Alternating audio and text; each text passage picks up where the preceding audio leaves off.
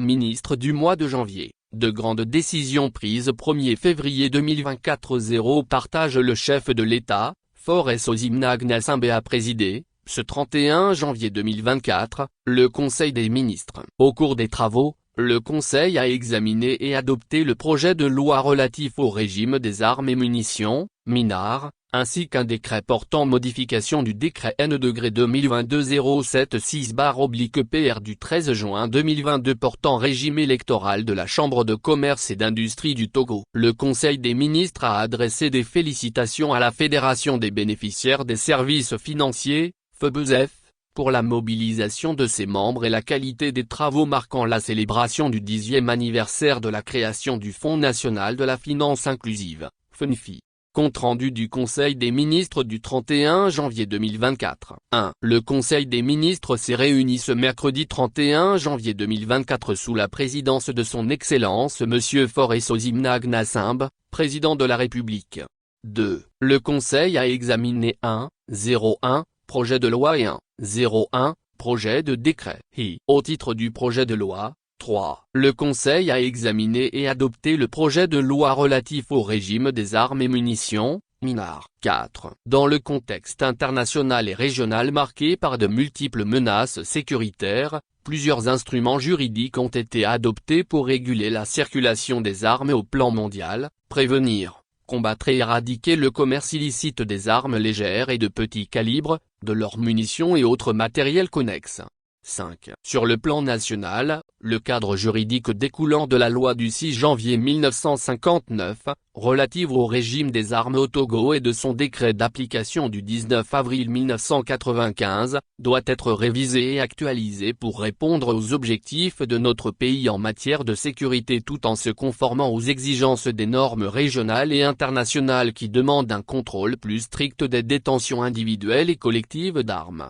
6. C'est l'objet du projet de loi qui édicte des mesures permettant aux services compétents d'exercer un contrôle effectif sur les activités relatives aux armes, notamment en encadrant leur catégorisation, leur acquisition et leur usage licite, et en renforçant les moyens de lutte contre la prolifération, la circulation et le trafic des armes, de leurs munitions et matériels connexes. Au titre du projet de décret, 7. Le Conseil a examiné et adopté le décret portant modification du décret N-2022-076/PR du 13 juin 2022 portant régime électoral de la Chambre de commerce et d'industrie du Togo. 8. Dans le cadre du processus d'élection à la Chambre de commerce et d'industrie du Togo, il a été constaté une participation relativement faible des opérateurs économiques, rendant nécessaire de proroger le délai imparti pour l'inscription sur les listes et de réviser les conditions fixées pour être électeur. 9. Le décret adopté permet d'étendre le champ d'application de l'autorisation accordée, à titre transitoire, au ministre de tutelle pour fixer par arrêté les conditions d'éligibilité et d'inscription sur la liste électorale consulaire. 10. Ainsi, un arrêté du ministre du Commerce, de l'Artisanat et de la Consommation locale va désormais fixer la durée d'inscription et préciser les conditions d'inscription pour les candidats.